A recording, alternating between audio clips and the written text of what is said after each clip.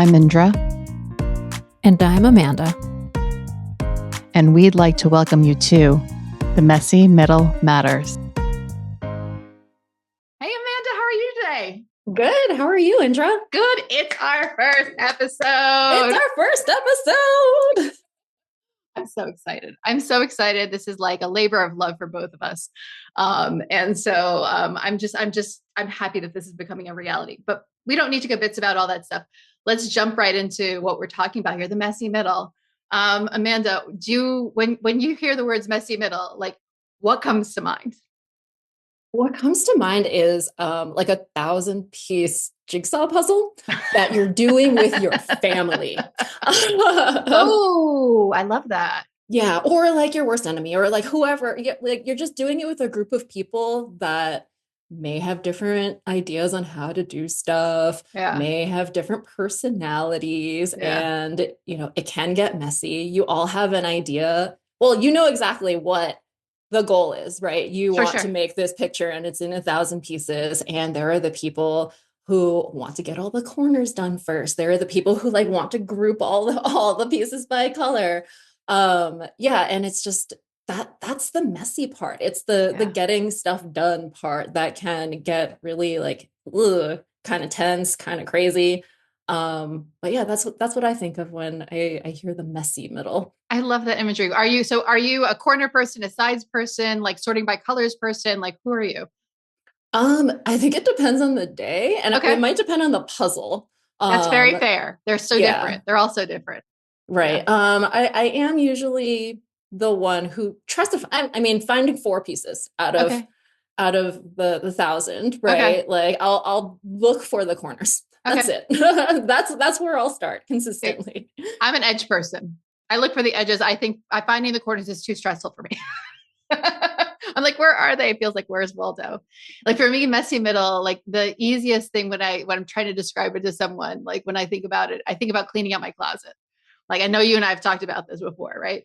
And like, or any sort of project like that, whether it's the refrigerator, anything, just cleaning something out and trying to, like you need to pull everything out, you need to clean it, but partway through, you're exhausted.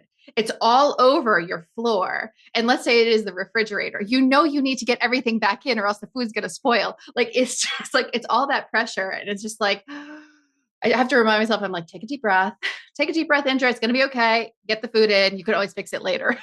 Yeah, the refrigerator is really stressful because yes, all of the food needs to go back in like soon. Whereas like a closet, I've definitely been one of those people who's pulled out everything out of my closet. Like I've done a few things and I'm just like, I can't today. Like I just can't. And then I just like big pile, like put it in another room or just like throw it back in the closet the way it is. Totally. Like I love the fact that both of our examples are like regular life oriented, but they really can apply to work. And here, what we're going to talk about on the podcast is really focused on work. But before we dig into things too much more deeply, Amanda, I know that you and I worked on this because we're like the messy middle can mean so many different things. Like there is the origin story of the phrase, the messy middle. And then there's the ways that it gets applied everywhere. Just to make sure that everyone can join us on this journey, can you do me a favor and can you read out our definition that we worked on together for defining the messy middle? Yeah. Okay. Okay. The messy middle is where resilience, creativity, and adaptability are most needed and where they are often tested the hardest. It is the phase where people and teams either break down or break through. And when approached with intention, support, and the right frameworks, the messy middle can become a time of deep transformation rather than just struggle. The goal isn't to avoid the messy middle. It's to navigate it with tools, strategies, and communities that make it more manageable, meaningful, and ultimately successful. Can I tell you? Okay, I love that definition. Like, I know it's ours, but it worked. We were so hard on finding like the right words for it. Like, oh my gosh, yeah, words are so hard. Words are hard. I think that's our next episode. We'll tell everyone about words being hard because I think that but like when I'm sitting here thinking about like giving the words a definition and giving it shape. And by the way, you can find if you're looking for the definition, you can go to our website, themessymiddle.com. It's on there right now. It's a PowerPoint that you can take a look at, or actually Google Slides. But on one of those slides, you can find that definition. But yeah, no, definitions are so important, and like getting to this so that we could really ground ourselves in what we do, and working through this, I think, is really important. So, you know, I'll start by telling a little bit about myself. So we told everybody a little bit about the messy middle. They're probably wondering, who are these two women? They might know one of us, maybe not. Maybe they don't know either of us.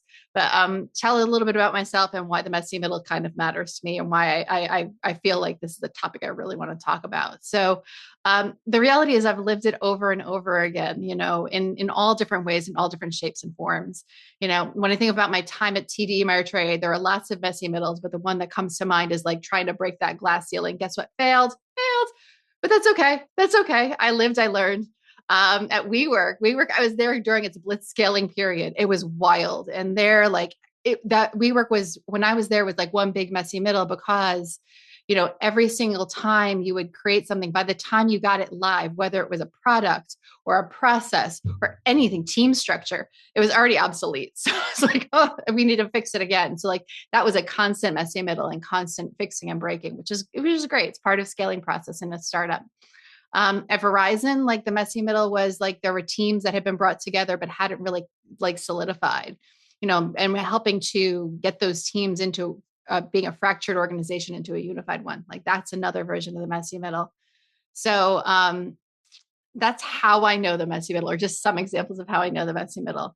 And like when I think about the messy middle, like the feeling that I often get, like when I'm in the messy middle, I'm like, oh, why did we start this project? And then I pause and I take a breath. I'm like, no, this is totally worth it. And we move on. And, one of the things that we've been highlighting as part of that one of the key things of getting through a messy middle, and again, I'm telegraphing into what we're talking about next time, but is not we're using jargon. I think, Amanda, you and I love being plain spoken as much as we can. We love a fancy word too, but we don't want to alienate anyone along the way. So what we're going to do with everyone is make sure that we're doing our best to bring everyone along for the ride. So like, that's a little bit about me, my background, why I'm so passionate about the messy middle.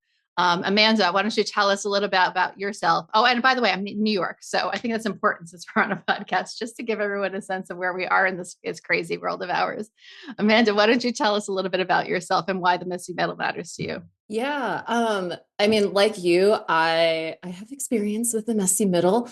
I've spent the last decade or so in it, just in it at Mhm. all, at companies of all shapes, all sizes, all industries. Like I Mhm. have worked at, a big corporation like NBC, Comcast, NBC, Universal, I think is the order of the company names. Yeah, huge. And I've worked at like startup, like Series B startups. Mhm. And I've noticed that despite like, no matter how big or small the company is, no matter what stage the company is in, they all have similar problems, especially like when you dive into something. It's like you start something cool and then like you have an end goal, cool. But the middle is where things, I mean, back to our definition, where things can break down or break through. Yeah. And yeah, like I've seen it all, or I haven't seen it all. I've Seen a seen a lot. lot. You've seen a lot. Yeah. I've seen a lot. And yeah, like I've been the first technical program manager at a startup, like working with blank space, right? Mhm. I've been, like I said, working at a big corporation where I'm just like teeny tiny cog in big corporate machine. And yeah, I've honed my skill of adaptability, I think Mm. is the bold underline like TLDR Yeah, of, yeah, of yeah, my yeah, yeah. experience and like who I am and why this matters. I love that. I love that. So many things are coming to mind, but we've got an agenda and I'm going to stick to it because we're going to keep these podcasts tight, right? So, just a little bit more about like what we're trying to do. So now you know why we care about the messy middle, but why did we create a podcast? Yay, that's the big question. So it's really about like highlighting like the messy middle in a workplace is stuff that usually doesn't get the spotlight. People don't talk about it. They talk about it. They talk about it in a hallway. They talk about it in a supply closet. They don't talk about it on like the big keynote stage of the town hall for the company, like, or they rarely do, right? It's sort of the stuff that is so necessary, but just really doesn't get the light of day. I mean, I don't know, Amanda, if you have anything else to add to like a little bit about that, the why and the what's of what we're going to be talking about here. Yeah, no, I think you nailed it. It's the conversations that are had like on the side, Mhm. right? And then we all realize that we've all had similar experiences and it's like, why aren't we talking about that?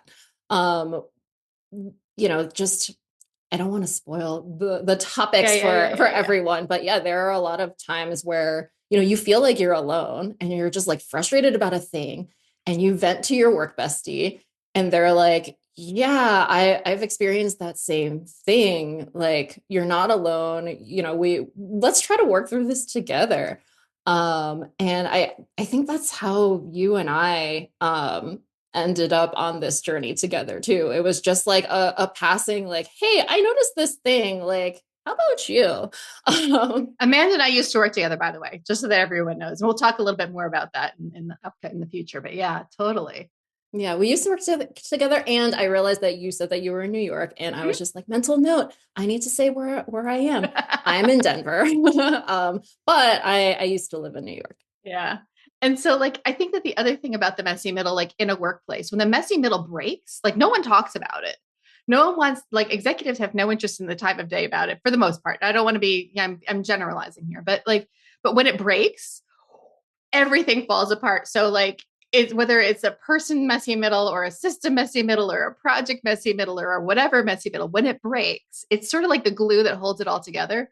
So, I'm just really excited that we're going to be able to shine this light on the people that are making things happen, the systems that are making things happen, create a community for, like you said, Amanda, like it's these things that are happening in these small little pockets, and people often don't have someone to commiserate with or talk to. And I'm really big on finding your community, even if it is a virtual community, and I pretend like that person's my friend and I listen to them on a podcast. I got a bunch of those. And like working through that. So we'll be sharing like real stories. We'll be having guests on, subject matter experts on topics, along the way. We'll, share tools and strategies, and yeah, a whole bunch of different things. So I'm just super excited, Amanda. I think that I'm excited also for people to listen to our next episode, where we'll be digging into the details of the messy middle and why it really should matter to everyone, and where we usually start when we find ourselves in the messy middle. Like, there's one thing that I think rose to the top when we were talking to each other. We're like, we need to do that. Oh yeah, um, totally. We're just like, we need to do this, and this needs to be like the anchor, the starting point. 100%, 100%. So, with that, I want to thank everyone for joining us for this ride, our first episode. We're really, really excited. And we hope that you'll join us next time on The Messy Middle Matters. Bye. Bye.